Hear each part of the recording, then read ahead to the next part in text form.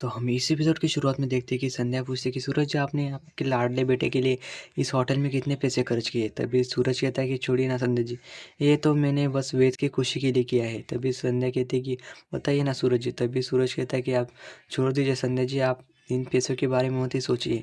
वैसे भी मैं ये पैसे जो है 2-3 ऑर्डर में कंप्लीट कर लूँगा।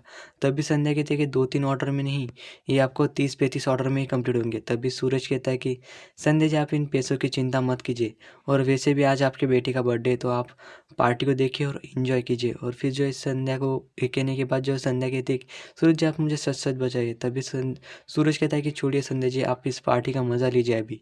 फिर जो है सूरज ये कहने के बाद कहता है कि वैसे भी आज मैं बहुत खुश हूँ कि आज मेरे बेटे का बर्थडे है। फिर जो है संध्या सूरज की तरफ देखने लगती है और वो भी खुश हो जाती है। फिर दोनों के दोनों वहाँ से जाने ही लगते हैं, एक-दूसरे से बात ही कर रहे होते हैं। तभी हमें दिखाया जाता है कि वेद के दोस्त के पिता वहाँ पर आ गए थे और उनकी माँ कहती है कि आपके बेटे के लिए बहुत-बहुत बधाइयाँ। और फिर वो संध्या को गिफ्ट देने लगती है और फिर संध्या उस गिफ्ट को ले लेती है। वहाँ पर मिश्रा आ जाती है और बोलती है कि चाचा जी, आपने किसी मेहरा को बुलाया है? तभी संध्या कहती है कि हाँ, हाँ, मैंने बुलाया है। फिर संध्या बोलती है कि आप सब बातें कीजिए, मैं भी आती हूँ, और फिर संध्या वहाँ से जाने लगती है। फिर जो है वो वेद के दोस्त जो के पापा होते हैं कि वाह, आपने क्या अच्छी सी पार्टी रखी है, बहुत बढ़िया है। फिर वो उसकी माँ जो है वह भी देखने लगती है। तभी सूरज कहता है कि जी हाँ, वेद को यहाँ पर आने का बहुत ज़रूरी था और उसे ये पार्टी में बहुत अच्छी लग रही है, तो इसलिए मैंने बुक किया है। तभी वो बोलती है कि वैसे भी मेरे भाई के पास भी एक बहुत बड़ा होटल है। और फिर जो है सूरज बोलता है कि क्या? तभी वो कहती है कि मेरे भी भाई का होटल है जयपुर में, मिसा ने नाम तो सुना ही होगा ना। तभी सूरज कहता है कि मुझे ऐसा कुछ पता नहीं। तभी जो है वो उस उनका हस्बैंड कहता है कि जाने दीजिए, आप छोड़ दीजिए। तभी उनकी मिसेस कहती है कि मेरे हस्बैंड को भी अभी सिंगापुर जाना है। तभी सूरज कहता है कि अरे सिंगापुर, वहाँ पर हम पहले गए थे और मेरे परिवार की और मेरी और बहुत सारी यादें। तभी वो आदमी कहता है कि आप तो बहुत बड़े आदमी हैं, तो आप मुझे कुछ एडवाइस देंगे बाहर देश के जाने के।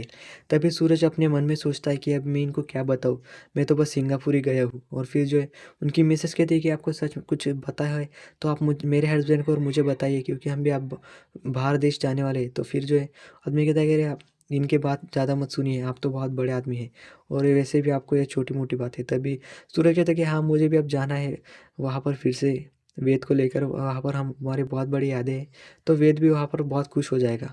फिर वो बोलता है कि ये होटल बहुत मस्त है, पर सूरज को तभी एक आदमी आवाज़ में लगाता है और बोलता है कि सर, आप मेरे पास ज़रा आइएँगे। तभी सूरज कहता है कि मैं अभी आता हूँ।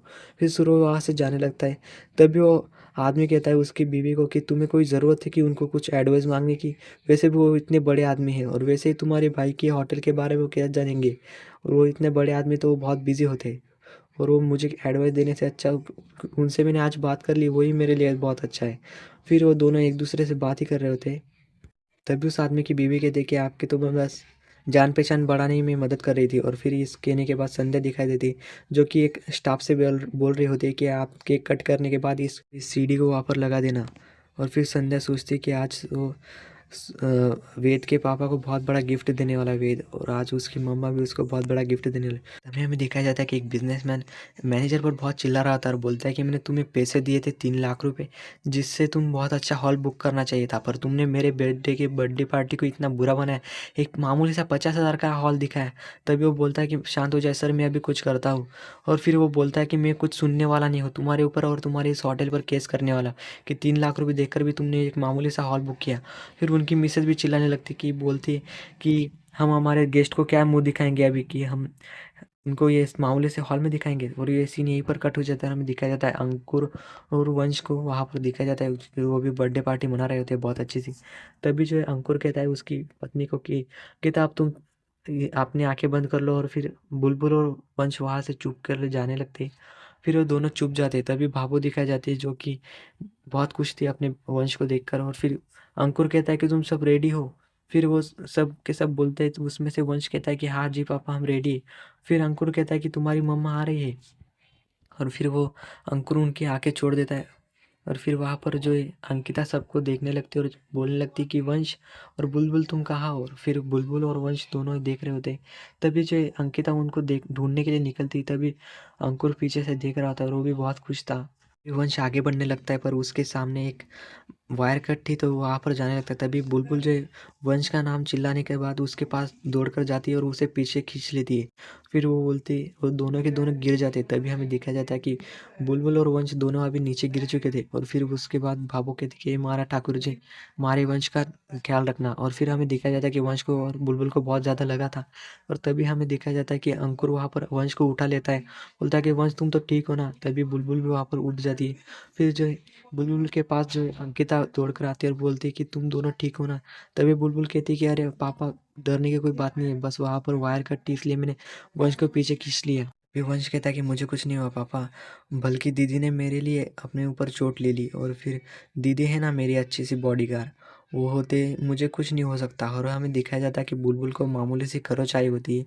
और फिर जो है वंश कहता है कि अब हम चलते हैं आपसे। और फिर जो है बुलबुल को जो है अंकिता कहते हैं कि तुम्हें चोट लगी है, अभी मैं तुम्हें यहाँ पर दवाई लगा देती हूँ। तभी बुलबुल कहती है कि कोई मामूली सी चोट है मॉम, बस इस पर बैंडेज लगा देती हूँ। तभी वो अंकुर कहता है कि इसे चलो और इसके ऊपर डेटॉल अप्लाई करो। फिर हमें दिखाया जाता है कि मीनाक्षी वहाँ पर आ जाती है और कहती है बाबू, हमें मिल गया है एक इंसान जो कि इनके परिवार को तोड़ सकता है।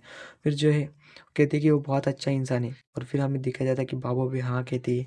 फिर वो बाबू कहती है कि हमें कोई दूसरा इंसान नहीं चाहिए तोड़ने के लिए, वहाँ पर हमारे लिए यहाँ पर एक घर के अंदर ही एक इंसान है जो कि इनमें से हमें वंश वापस ला कर देगी, वो और कोई नहीं, एक बुलबुल है। और फिर तभी मीनाक्षी कहती है कि भाभो बुलबुल कैसे? तभी भाभो कहती है कि वही हमारा एक काम करेगी और हमें फिर से वंश को लेकर देगी। फिर हमें देखा जाता है कि मीनाक्षी थोड़ी सी हैरान हो जाती है। फिर सूरज वहाँ पर देखता है कि इतनों ने 50,000 में इतना सारा खाने का डिश ले आ लिया, तो सोचने में नहीं पड़ रहा कि क्या खाओ क्या नहीं। तभी हमें देखा जाता है कि वो कपल फिर से सूरज के पास आ जाते हैं। वो मिसेस कहते हैं कि भाई जी, हमें पता नहीं चल रहा कि आपने इतनी सारी स्वीट लाई है, यहाँ पर डिश है, उनमें से कौन सी ली? तभी सूरज जो है वहाँ से कप के उठाता है और फिर उन दोनों को दे देता है, बोलता है कि आप ये खाइए। तभी वो कहते हैं कि शुक्रिया भाई जी। हमें दिखाया जाता है कि यहाँ पर परी जो है अपनी पढ़ाई कर रही थी। और फिर वहाँ पर मोहित आ जाता है, पर मोहित फिर से अपने कमरे से पीछे चला जाता है और कहता है कि बेटा, आपने ही तो कहा था कि इस कमरे में आपको पूछे बगैर मैं ना हूँ। तभी परी कहती है कि ठीक है पापा, आप आ जाइए। फिर जो है वहाँ पर मोहित आ जाता है और फिर मोहित कहता है कि मुझे माफ़ करना, पर तुम्हारी माँ का जो गुस्सा था तुम्हारे ऊपर ज़्यादा जायज़ है, क्योंकि जब कोई इंसान गलती करता है और वो उस गलती को छुपाना चाहता है तो वो गुस्सा करता है। वैसे भी आपको तो ये जान पता है ना कि आप जब मेरा पासवर्ड देख रहे थे तब मैं चोर की तरह था, तो आप कर मैं चिल्लाया था तो भी। तभी परी बोलती कि परी कुछ नहीं कहती। और फिर जो है मोहित कहता है कि वैसे ही आपकी माँ जो है दूसरी शादी कर रही है तो आपके ऊपर ये चिल्लाएगी ना, क्योंकि आपको थोड़ी ना बताएगी वो। वैसे भी उसे अकेले जाना है तो उसे जाने दो, पर मैं तुम्हारा पापा यहाँ पर है ना, जो कि तुम्हारा बहुत अच्छा ख्याल रखेगा। फिर जो है परी बहुत ही इमोशनल हो जाती है और तभी मोहित जो है कहता है कि मैं प्रॉमिस करता हूँ बेटा कि मैं तुम्हारा बहुत अच्छा ख्याल रखूंगा, तुम्हारी माँ को जाने दो। तभी ये सीन यहीं पर कट जाता है, हमें देखने को मिलता है कि तभी सूरज बहुत अच्छी पिच दे रहा होता है। तभी वंश जो है ये पिच खत्म होने के बाद सूरज के गले लग जाता है और फिर दोनों एक दूसरे के गले लगते हैं। तभी जो है वहाँ पर केक आ जाता है। फिर जो है सबके सब उस केक को देख रहे थे। तभी जो है मिश्र कहती कह रहे मैंने तो उस बोर्ड को बदल लिया था, पर ये केक के बारे में मैंने कभी सोचा नहीं था। फिर हमें दिखाया जाता है कि वो उस केक के ऊपर हैप्पी बर्थडे राहुल लिखा होता है और वो एक बहुत ही अच्छा जंगल का थीम का होता है। तभी वो उसका दोस्त पढ़ता है कि हैप्पी बर्थडे राहुल का है। तभी सूरज भी देखता है कि तो किसी और का केक है। और फिर सूरज कहता है, तभी वंश कहता है कि अरे पापा, ये तो मेरा केक नहीं है। तभी सूरज कहता है कि अरे भाई साहब, ये केक हमारा नहीं है, आपकी कोई गलती हो गई है।